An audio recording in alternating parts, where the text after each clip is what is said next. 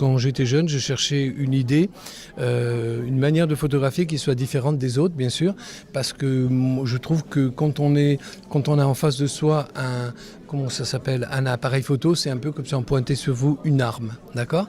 Et même encore maintenant, ça me gêne.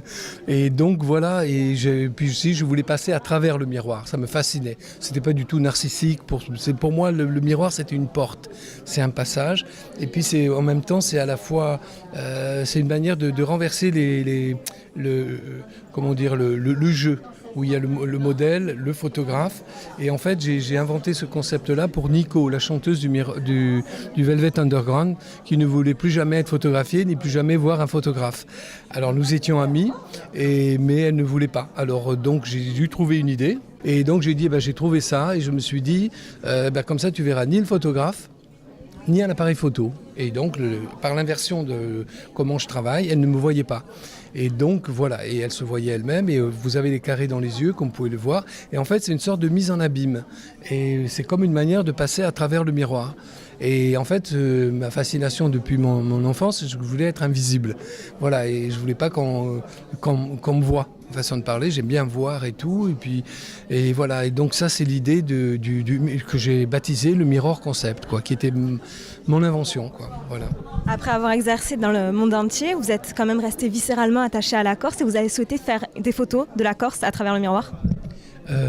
Oui, c'est très important, il fallait que je le fasse, parce que je me dis le jour où je serai il fallait rendre hommage à la Corse, c'est hyper important, non? Vous pensez pas, quand vous venez de là, quand la Corse vous a tant donné, vous savez, j'ai appris le français à 6 ans, donc j'ai une double culture, et attention, j'adore la France, hein, la culture française c'est très beau, voilà, mais je suis corse aussi, et voilà, et c'est très important pour moi de lui témoigner mon amour avant de quitter cette terre, quoi, c'est viscéralement attaché, mais ça m'a pas empêché de faire le tour du monde, comme on dit, quoi, et de voyager, de voir autre chose.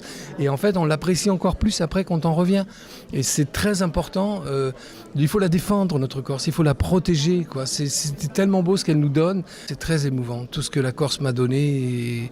Et donc, j'essaie de lui donner au moins un peu de ce que je peux.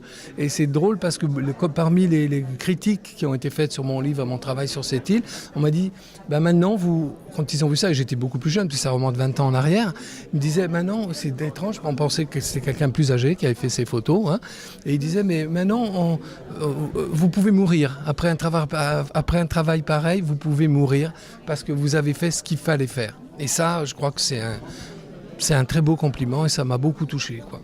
À travers ces photos, vous avez aussi souhaité capturer les traditions et les coutumes insulaires ? Ah oui, bien sûr. Moi, si vous voulez, j'ai connu la Corse. Je connais ma Corse. Elle est magico-religieuse aussi. Hein. L'Otu, vous connaissez, hein, comme on fait l'autre. Moi, ça a été mon premier théâtre, ma première grand choc. Quand je voyais ma grand-mère faire l'Otu avec cette assiette où il y avait des gouttes d'huile qui tombaient dedans, cette personne qui était reliée à quelque chose, qui était très croyante. On ne peut pas parler de la Corse sans cet aspect magico-religieux.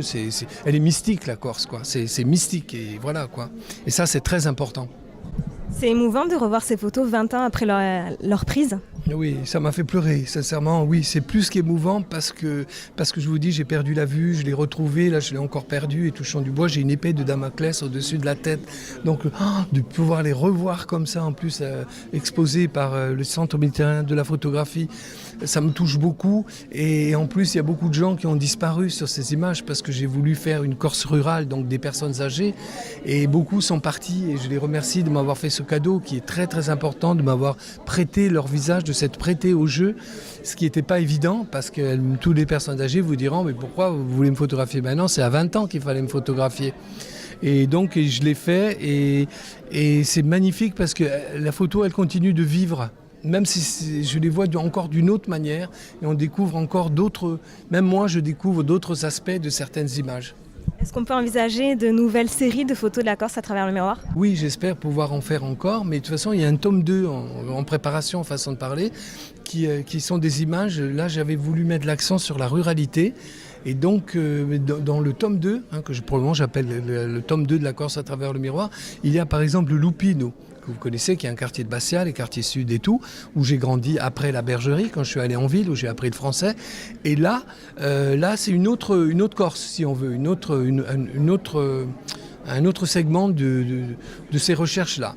Et là, il y a encore d'autres choses, avec des choses, dirons-nous, un peu plus contemporaines. J'en dis pas trop pour que les gens aient la surprise.